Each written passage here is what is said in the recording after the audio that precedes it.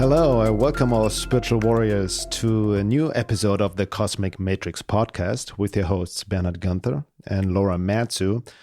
And this podcast title is A New Dawn, the Winter Solstice and the Saturn-Jupiter conjunction in Aquarius, which a lot of people talk about, and that's a biggie. We'll be talking about that topic, diving deep into it and relating it to current events and kind of giving a bit of a review of what has happened over the past year, which is obviously was and keeps being very intense. But before we dive into it, we also want to make a little announcement for the third installment of our online course, Time of Transition, Embodied Soul Awakening. Yeah, so this is a private group program. You know, it's not just an everyday online course where we explore the fundamentals of self-work in a closed container. So maximum 25 people. And it's basically a group coaching program where we give you tools and practices to really step into your creative potential through the process of holistic self-work.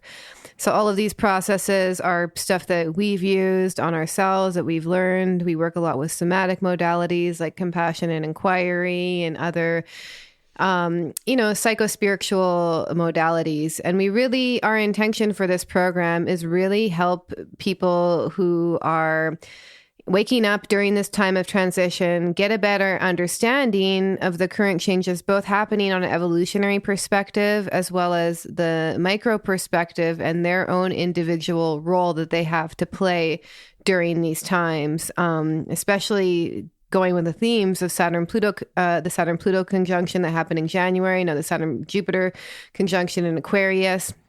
There is an evolution of consciousness that's occurring on this planet.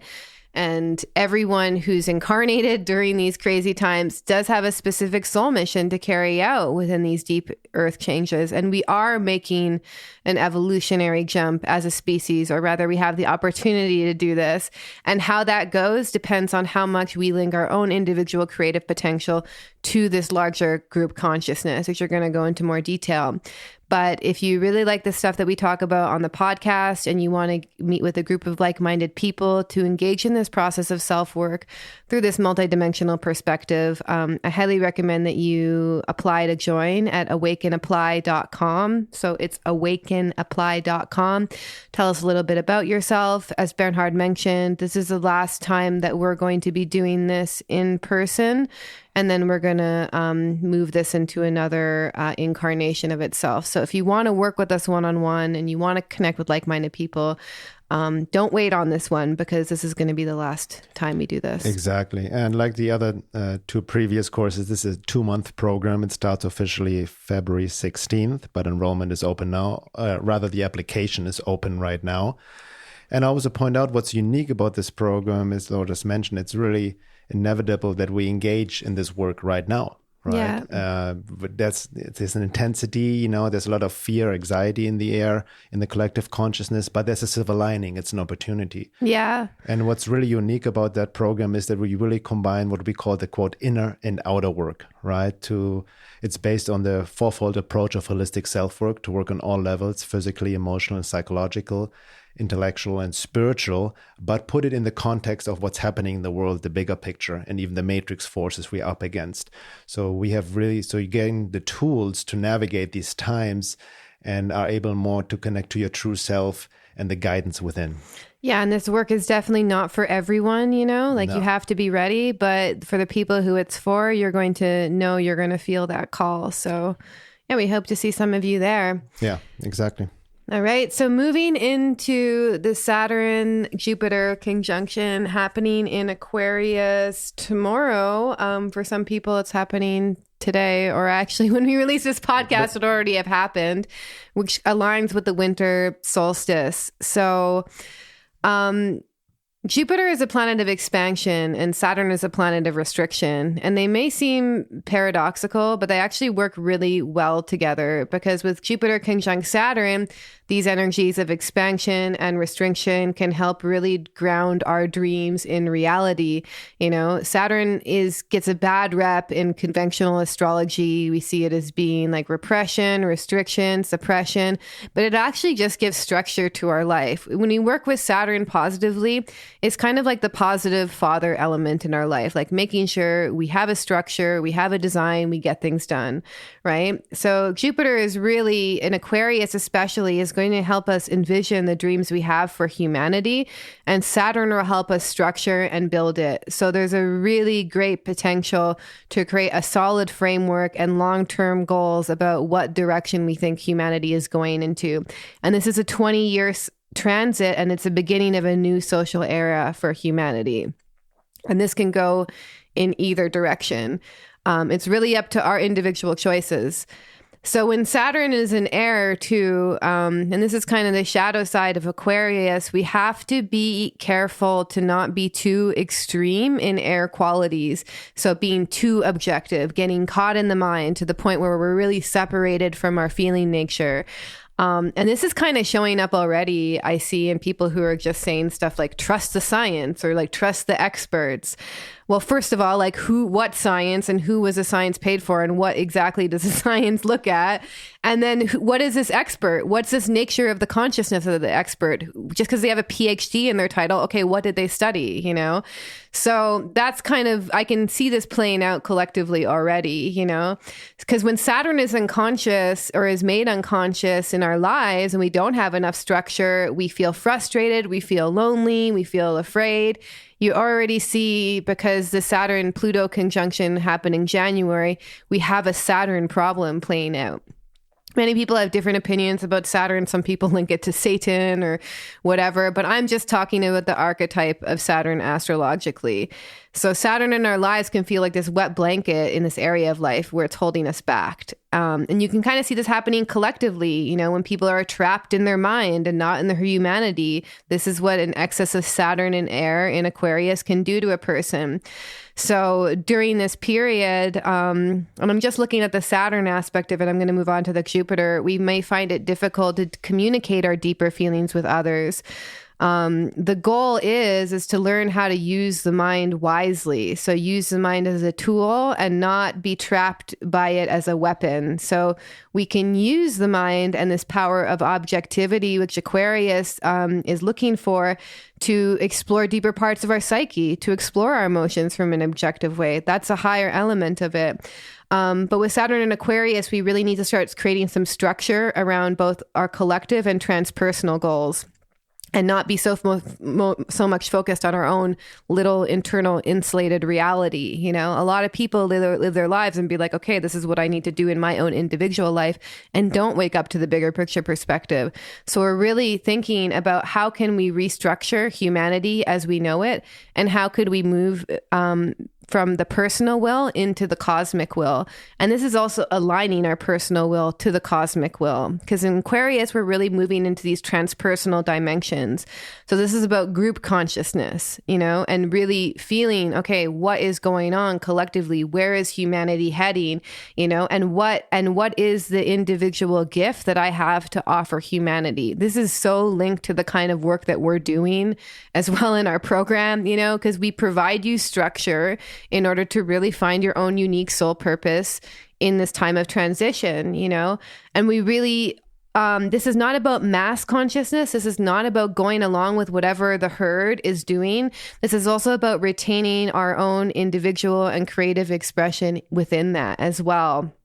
So, we need to look at this bigger picture perspective, break out of our own isolated, egoic reality and look at okay, what is happening collectively? What is this collective energy that wants to be birthed? And then what are the creative gifts that I have to offer into that? And do you have anything to say about that before I move into the Jupiter aspect? Yeah, no, I think it's very good what you mentioned about Saturn, because, especially in conspiracy circles, I can understand Saturn has been associated with Satan and the Saturn cult and all of that. And there's certainly some truth to it. But again, from an astrological archetypal perspective, as you shared, their benevolent and malevolent aspects, so to speak, or energies of each planet or sign. And I don't even look at it that way. It's like, what do you do with that? Like, if you have a bunch of squares in your chart, are you creating that tension for creativity, or is it disturbing you? Exactly. Now, but Saturn is like the restrictions, like the father figure, almost, as you say, or even authority and whatnot. And it reminds me what you just shared about Saturn of needing more structure. It can be overly structured as well.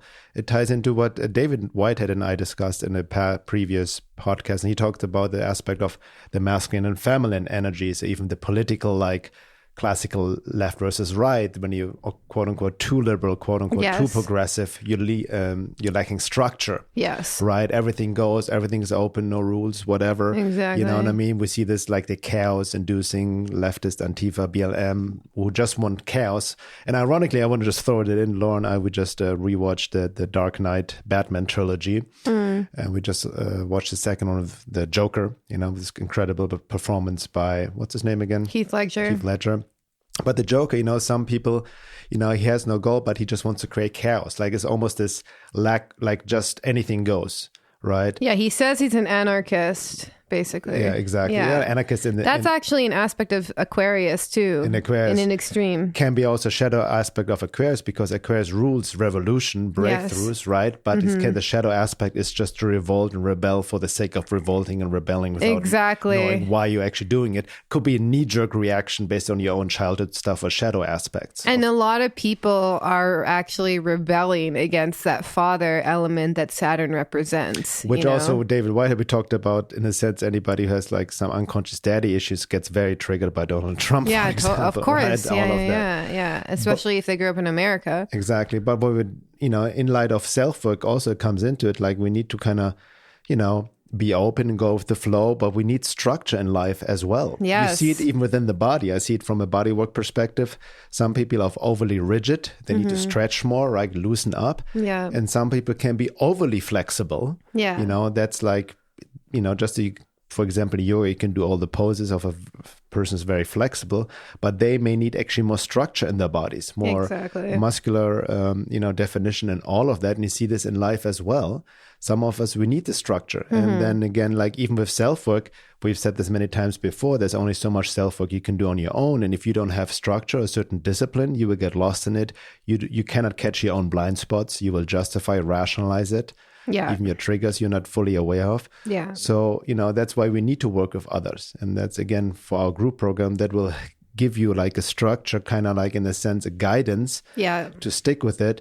And will help you to dive deeper within yourself as opposed to doing it on your own. And you also get the structure of the group going through that experience with you, which is an evolutionary astrology, 12th house rules, the house of like spiritual. I mean, it's also 9th house spirituality, but 12th house is like this larger cosmic collective vision, and it's balanced out by the 6th house, which is daily routines, discipline, it also offers structure. So if we want to wake up, we have to have that discipline and we have to have these daily routines. Exactly. That helps ground it. Yeah. So I'm going to move on to the Jupiter aspect. So when we don't really develop our purpose in life, we can feel quite lost. That's when we don't have that structure, So we can have all these ideas in our consciousness, but we actually don't know how to bring it down in reality. And now is that opportunity to actually bring it down into reality.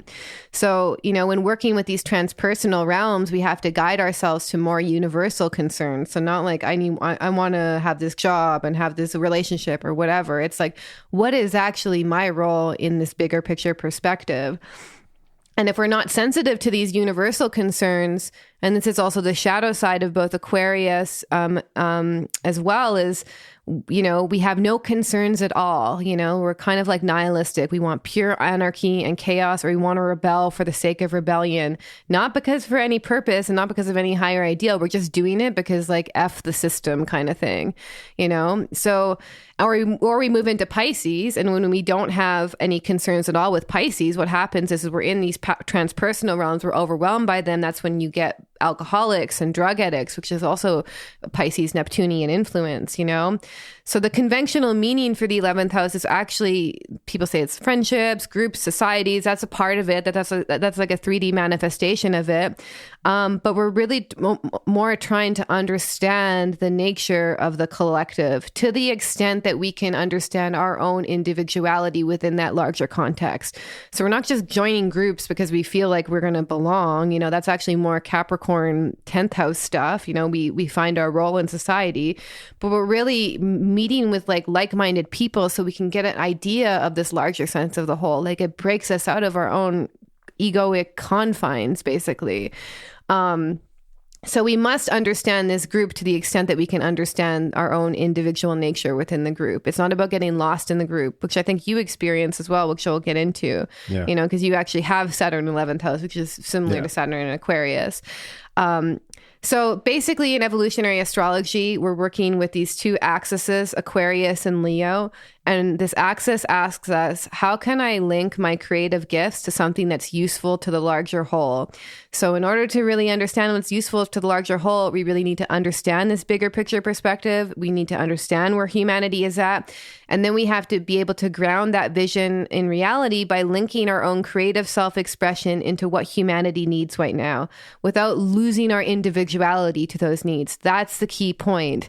So with Jupiter and Aquarius, we're going to have all these visions of the future for humanity. There's going to be a lot of optimism about moving on from these old structures, a lot of optimism about expressing our individuality more, and there's going to be a strong push for freedom. Like Jeffrey Wolfgreen, I think, has a book about Uranus where he calls it freedom from the known, which is very much like the mantra for Aquarius. Like we are stepping into the unknown. We're stepping into the collective society constructs that we know it.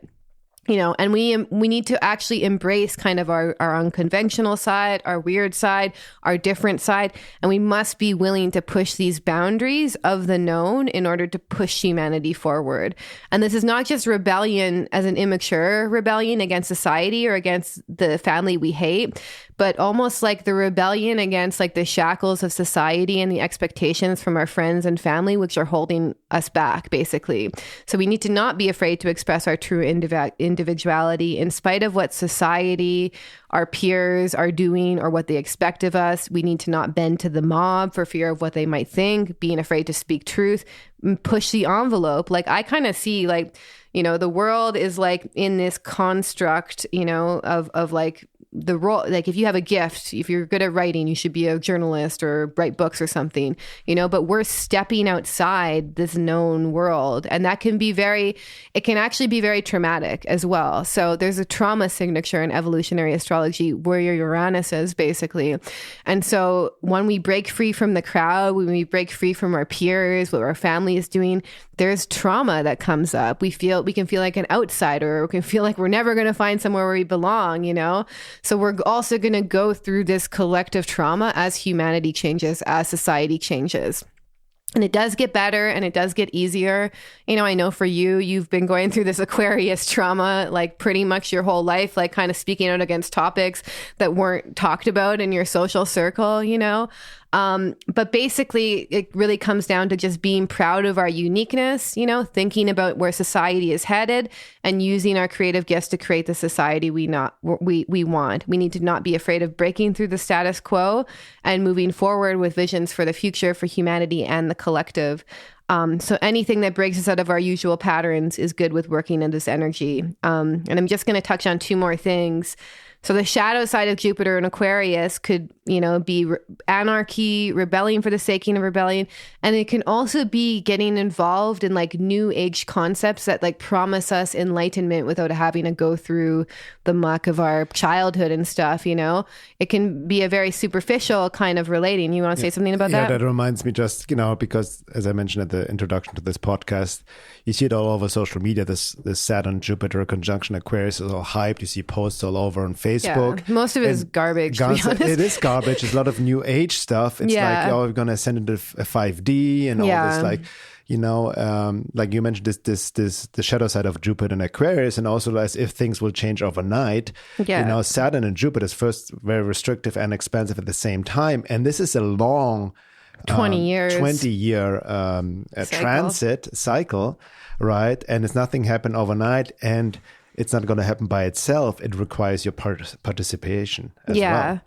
Yeah, and I see that, it also keeps my own integrity in check because, I think it's great that astrology has like really reached the mainstream and reached younger people, but I also just see like if you look up Jupiter, Saturn, and Aquarius, you just do a quick Google search, you're going to get up like Allure magazine, Cosmopolitan. Like these are like the people are going for this information, and it's become a matrix program. But basically, like because there is potential for quantum leaps in consciousness, and Jupiter is like kind of like where our optimism and our ideal. I mean, Aquarius is also where our ideals and hopes and dreams are, so we can be almost overly optimistic for humanity without actually looking at it practically. So we need to think about and when anytime anyone says like, I'm like ascending to 5D and I don't deal with this stuff anymore, like for me, it just goes against my own basic philosophy, because I think that spirituality is meant to actually ground you more into humanity, not to make you some ascended archangel master or something, you know? It reminds me also even like Aquarius also rules astrology. Yes. In a sense. That's why astrology is coming more to the forefront, people using it. Exactly. And we even use it and apply it. Obviously, you're an astrologer, those sessions, but we've talked about this before. The shadow side is using it as the only lens to look through. And a lot of people can very easily get addicted to astrology, shop from astrologer to astrologer, you know what I mean? And getting very intellectually obsessed from a head-centric space about their chart, and all of that. And the science of it, which is the shadow side of it. Exactly. And then, like in our course again about It's All Awakening, we use astrology as well, or look at it from the perspective of, as you mentioned, evolutionary astrology, but in context of other esoteric teachings and the necessary inner psychological somatic work, occult knowledge, in all of that. And too many people you got to also watch yourself if you're into astrology, as a little advice or reflection to the listener, you can easily get stuck in an analysis paralysis, especially, you mentioned something very important. We talked about this recently. That it also depends on the level of consciousness, or the consciousness that is looking at the chart or through astrology. Exactly. Right? Yeah. So there's easy to misinterpret things. And you mentioned it in the last podcast, I believe, in the last podcast, the second hour, that the astrology swamp runs deep as well. Yeah, and the purpose of astrology is just to make you understand these larger cycles that happen within human consciousness. Like, so it's like that's the goal. And if you're getting caught in like these, like I don't know.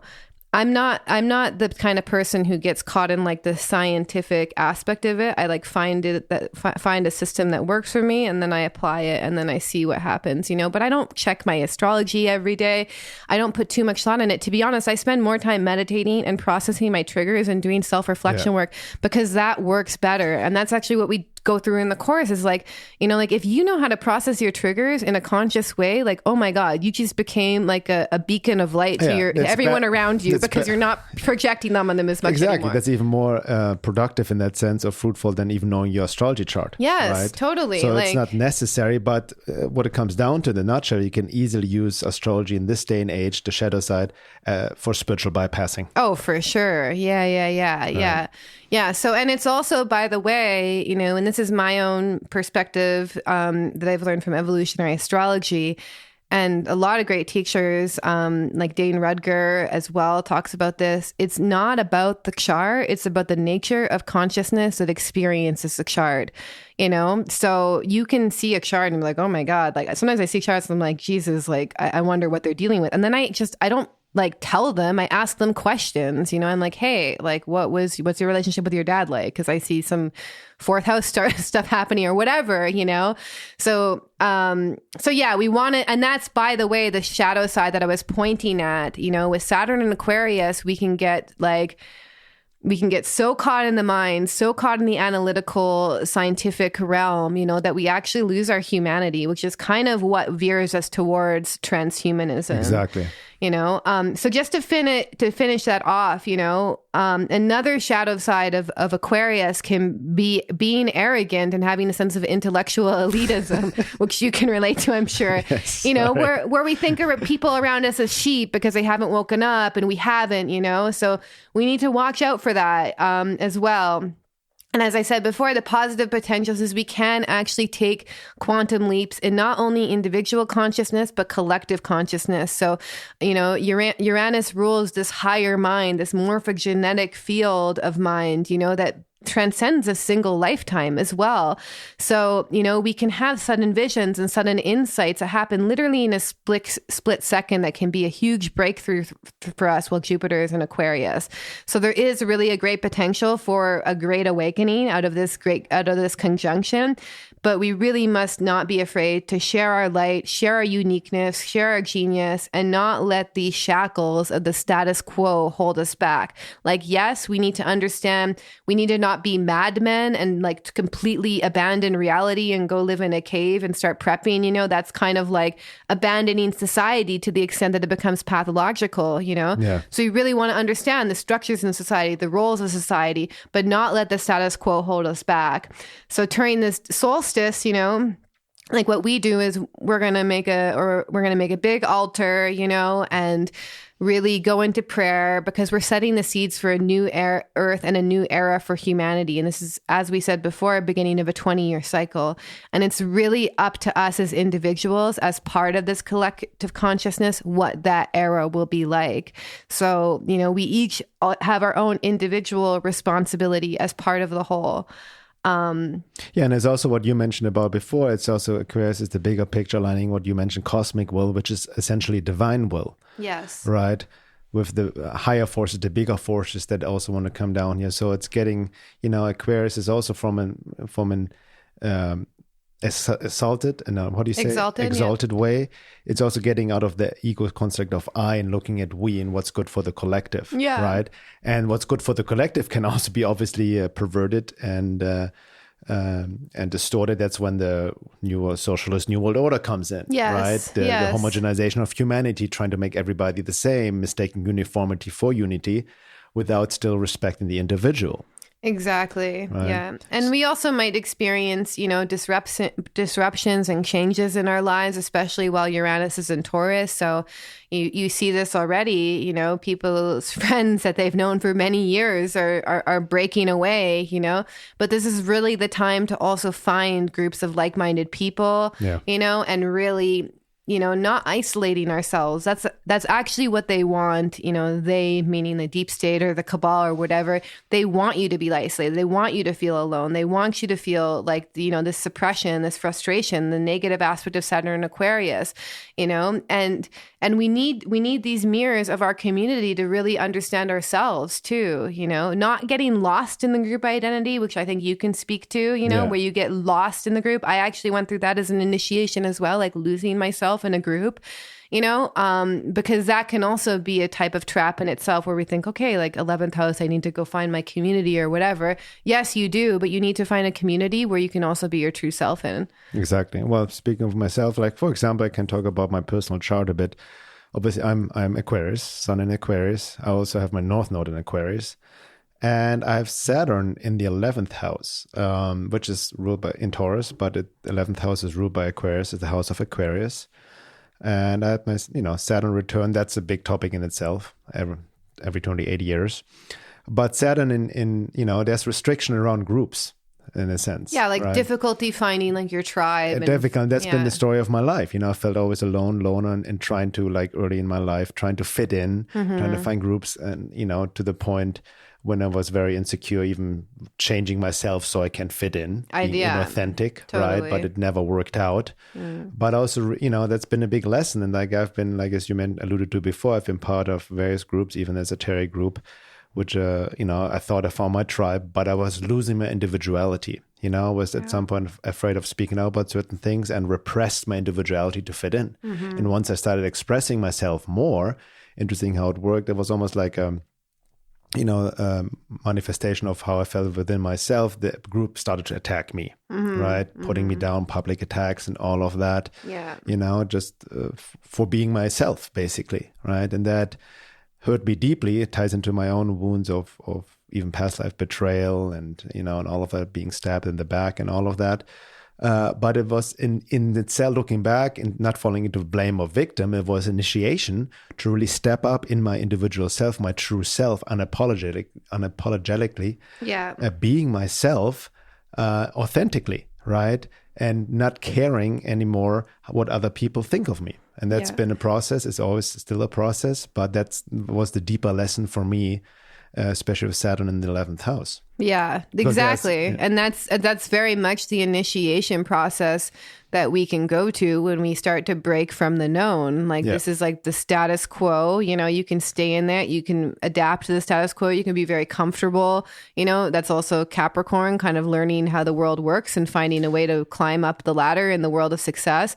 But if you lose yourself, and that's actually kind of what happens, is if you don't have that process of discrimination as seen by Capricorn, being like, this is useful information from the world. This is not useful. This is where I want to, this is what I want to do. You don't basically just go along with the program. You actually have that process of discrimination. And if you don't have that process of discrimination, then you actually can't move into that higher octave. And we see this now playing out collectively because there's the collective mob group pressure to go along with the lockdown, the masking. If you don't do that, you'll be shunned.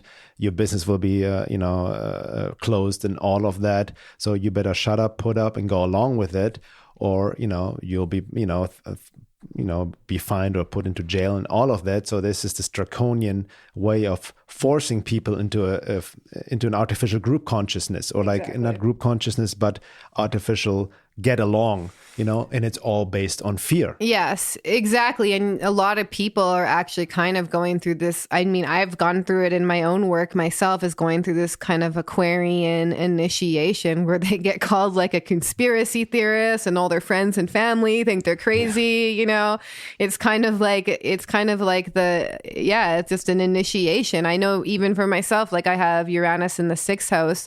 And there's something very unconventional about the way I work, because I don't think within the confines of what's been done. I actually just think within the I literally just, even our course and the programs we do online, I literally just download them from some place that doesn't even exist on Earth, and then I'm like, okay, let's make this happen. It's like you have to, and that's the kind of vibe we need to get, is this is, Aquarius rules this higher mind that goes beyond our conscious mental mind. And so we just get these insights and sudden revelations when we're working with this energy. We're just like, oh my God, I don't know where this is coming from, but this is amazing, And so we have to work with that. And it can be traumatic, I just want to acknowledge that, especially in evolutionary astrology. The reason why I wanted to give an example is because you have a lot of these Aquarian signatures in your chart, and through your own life process, you can see how,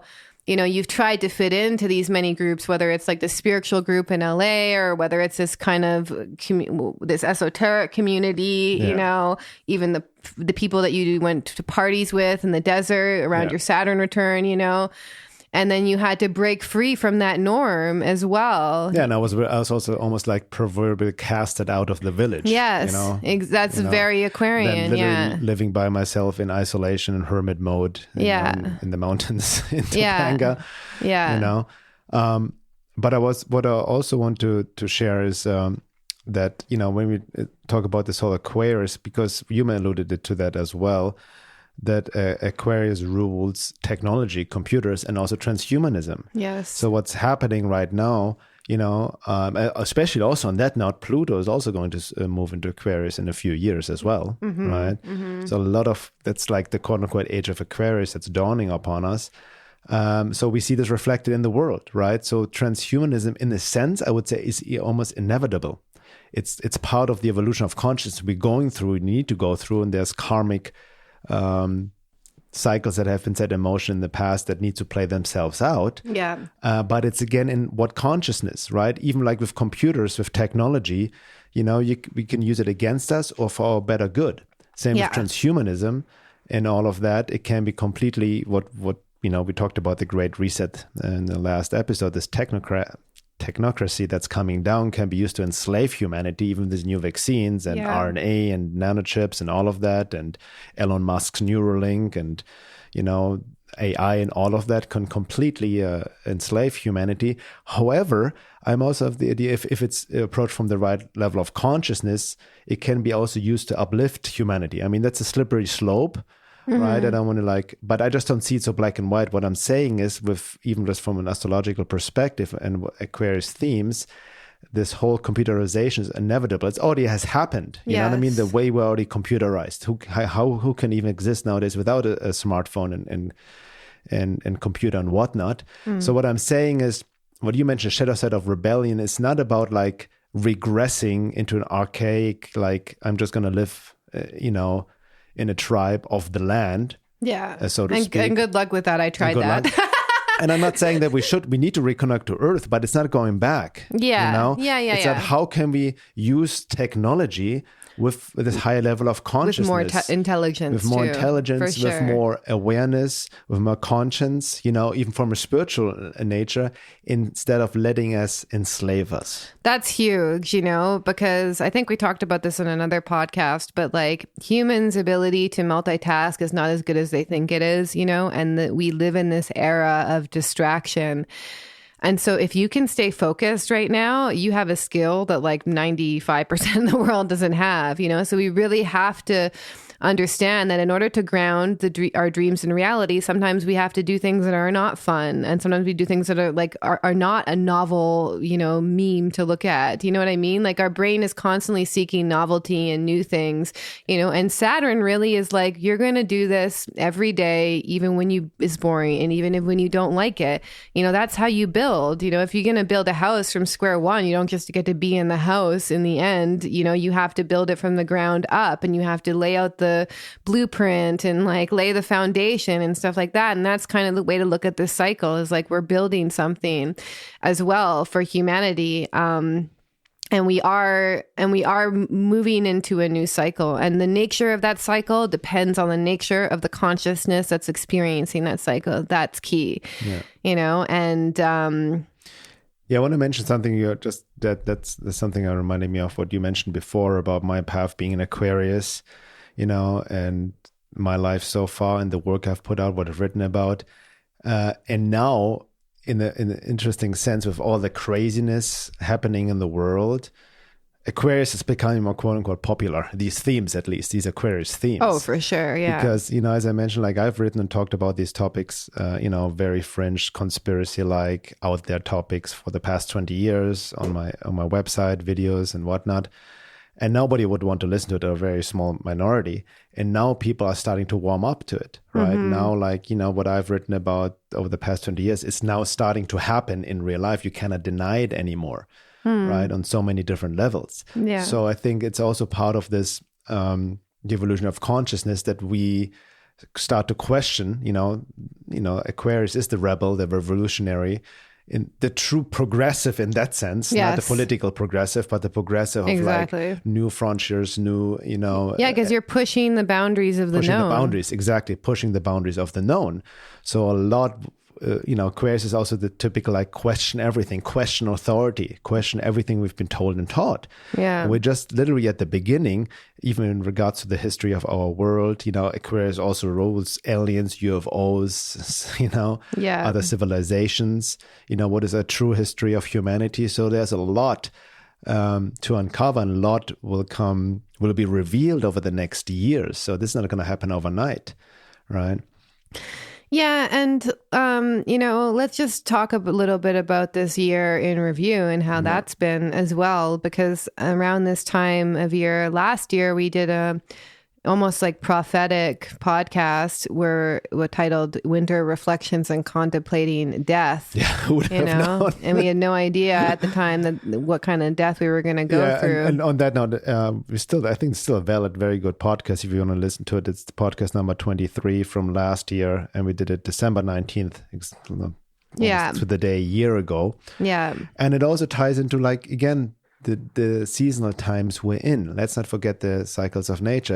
It is a time where, especially on the Western or the Northern Hemisphere, the nights grow longer, gets colder, we can become more melancholic, more introvert, and all of that, even more isolated in a sense. And that's being pushed even more to an extreme with the new lockdowns, the so-called next wave of COVID and all of that. But what it's driving it, why people get into this state is because we're being sold fear. Literally, it's based on fear, right? And where is fear rooted in? What is the basis of fear? And ultimately, it's the fear of death, right? And that's what we're being even also controlled with COVID. And even though its survival rate is 99.97%, right? It's even safer to drive in the car. But still, like, we're so enthralled, hypnotized, mind controlled with this fear virus. Yeah. Right.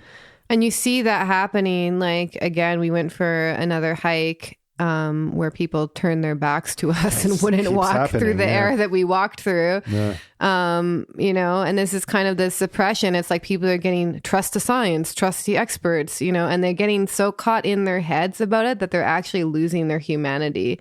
And I see a lot of people who are very sensitive, myself included, who are feeling this for everyone, like we're feeling the pain and suppression that they're not feeling. We're seeing like this is the issue. Like where are we headed as humanity if we're afraid of each other and the bacteria that we have on each other to the extent where we can't even treat the other person like a human being and just see them as a pile of potential germs. Yeah. So looking back in review, so when did this all craziness started? Because I remember you and I, we went to Germany to visit my parents in January.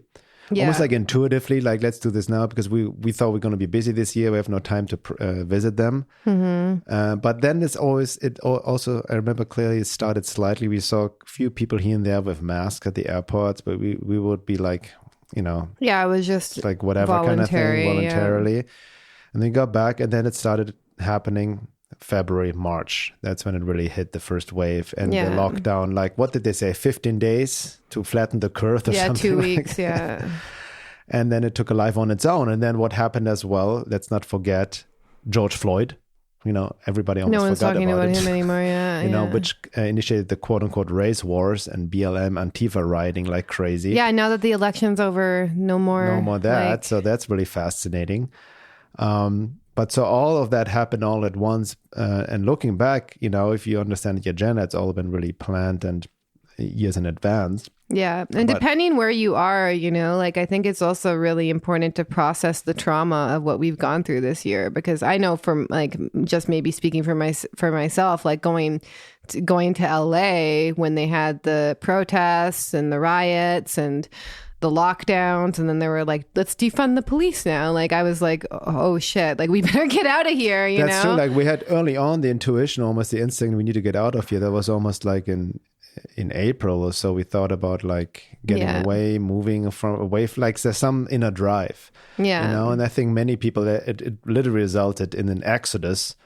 A lot of people have left California, especially blue-run, Democrat-run states. And it also resulted in a lot of separation. I'm sure some of the listeners can relate to that, right?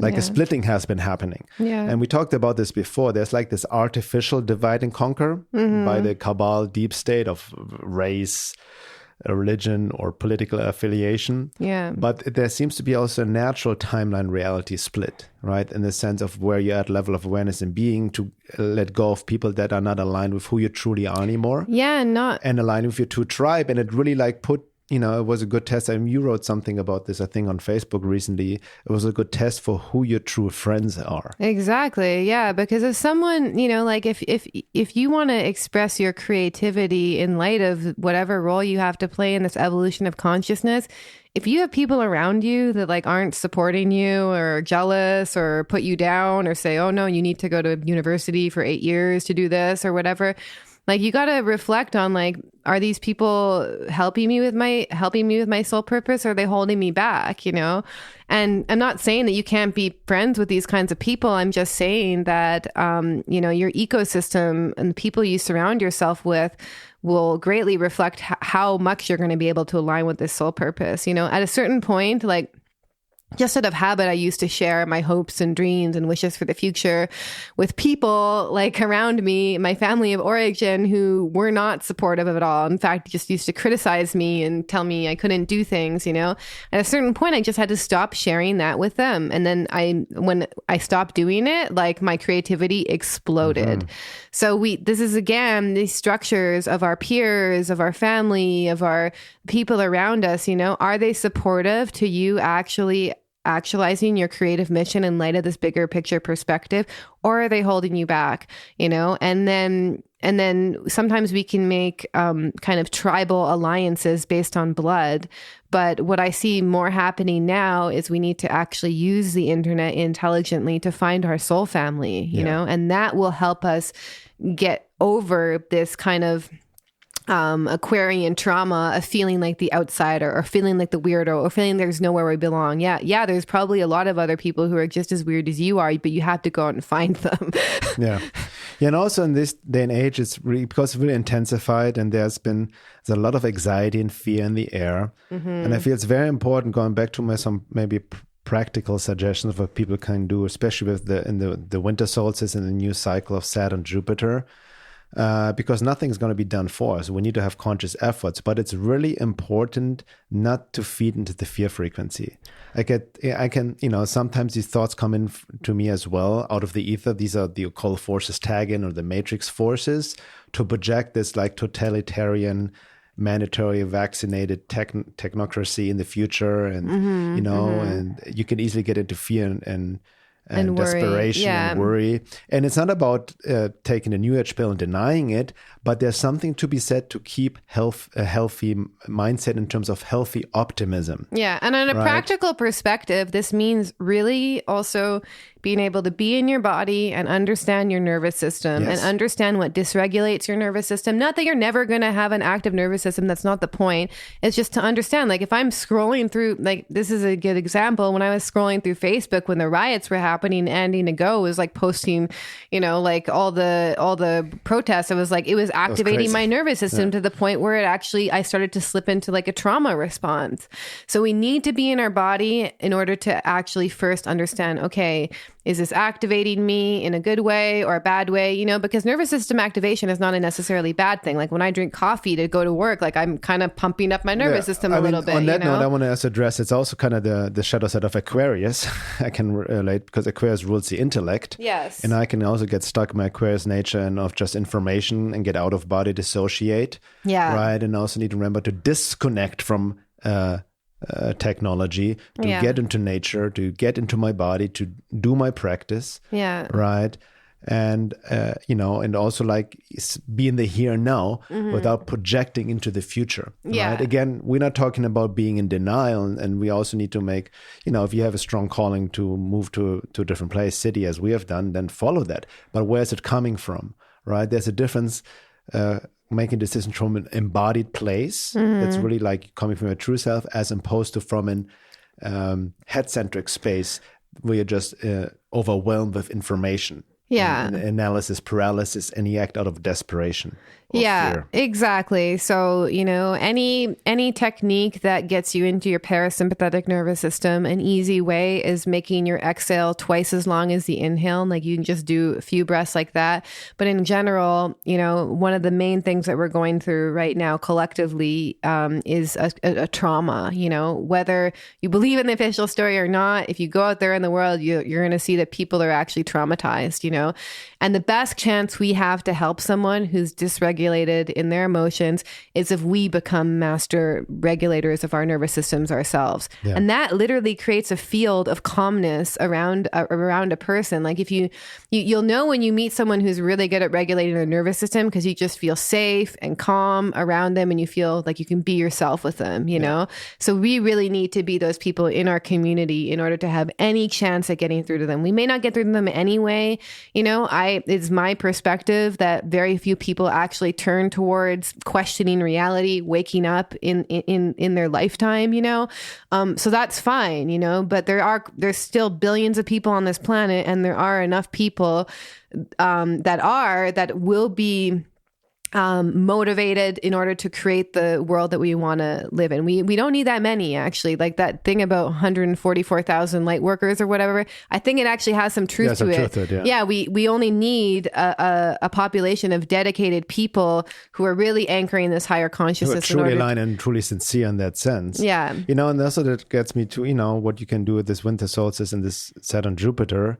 You know what I mean? It's not about, all these mass, events of meditation and all of that.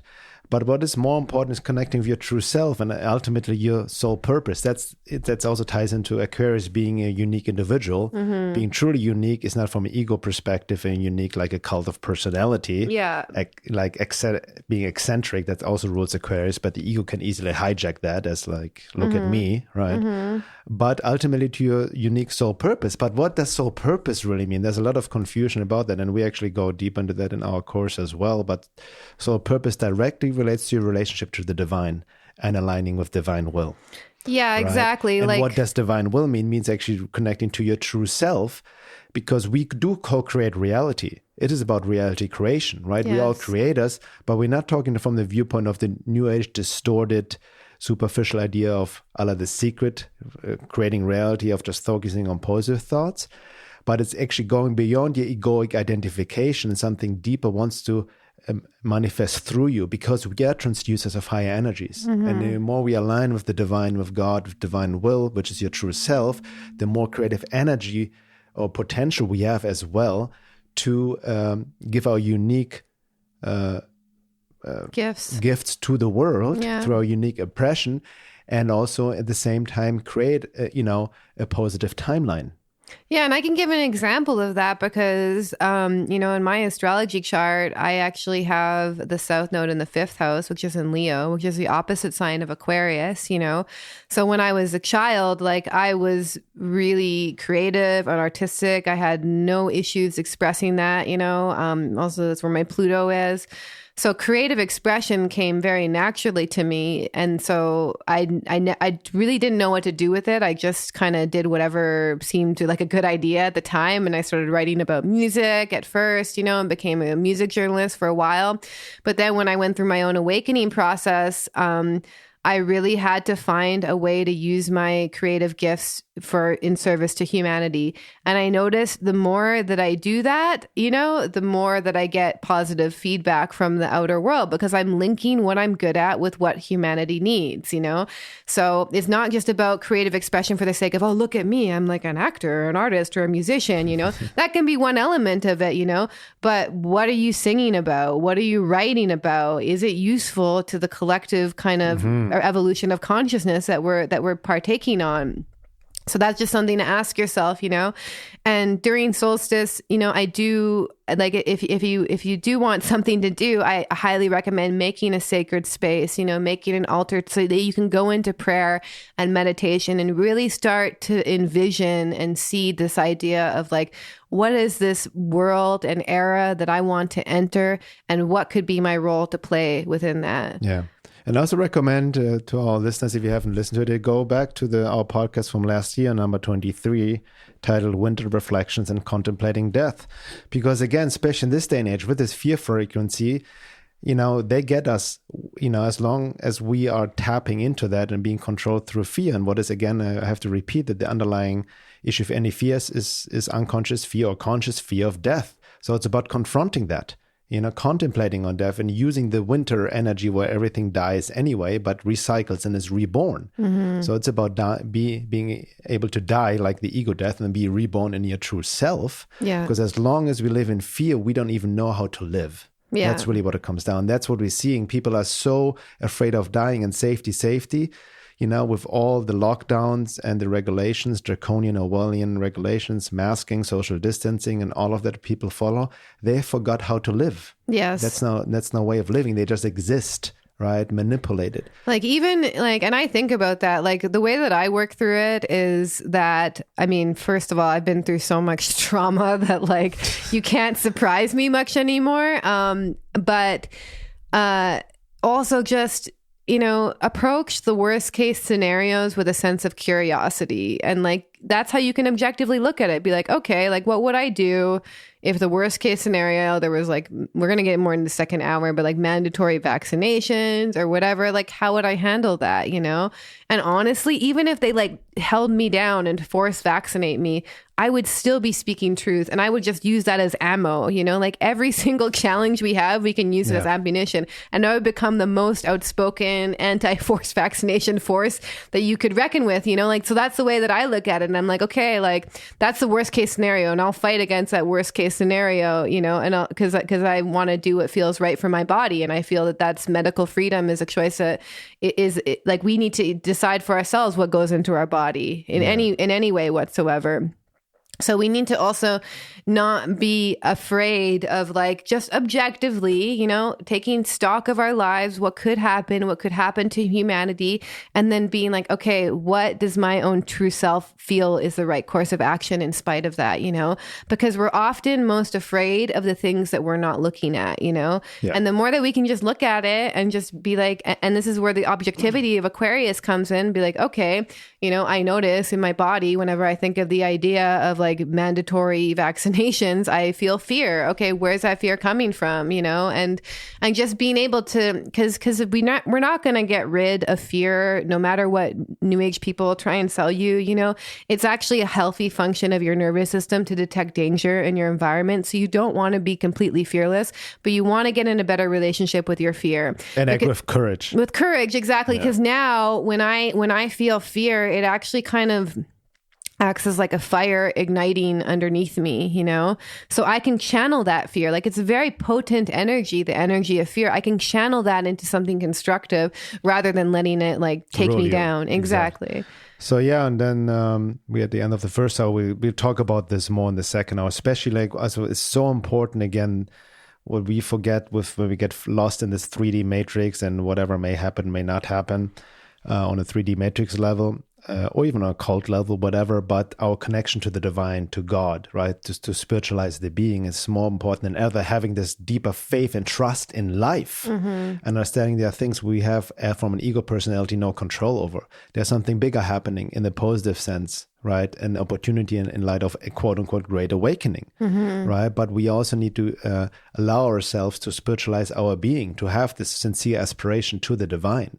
And that's really the ultimate lesson, right? To spiritualize humanity, because even technologically, technology has so much evolved, but the evolution of consciousness hasn't quote unquote caught up. Yeah, that's why our technology is owning us. That's owning us because we have externalized our inner technology almost to a degree, so to speak. Yeah, and a lot of the programs that we use, you know, we've been dealing with basically wrong use of technology used to control, technology used to surveillance, you know? Right. And so I feel like we're also going to be moving into the Pluto and Aquarius era, especially with Jupiter and Aquarius, is like, we need to use technology right. We need to use it for social, humanitarian progress to reach others, you know? Exactly. But don't let it own you.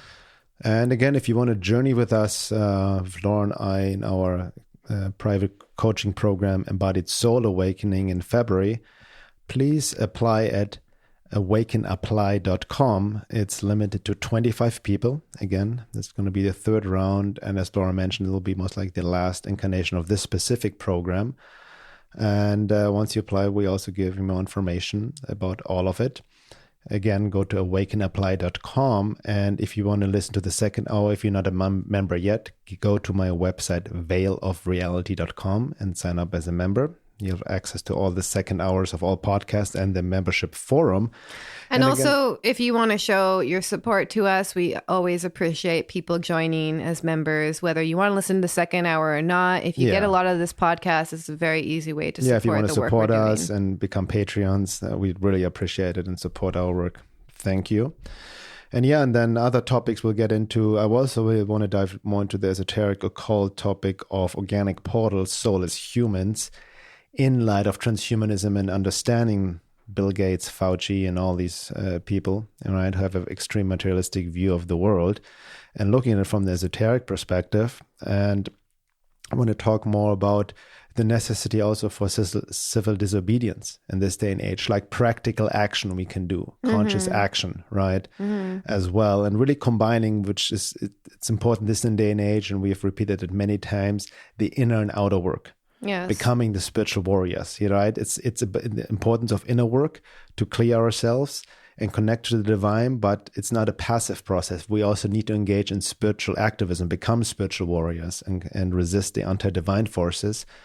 But how can we do this really more consciously so we don't get into the traps of the neurotic, Aquarius mind of just mindless rebellion or revolution, where we then just feed these forces on an occult level. So we explore all of that and more in the second hour. See you guys on the other side.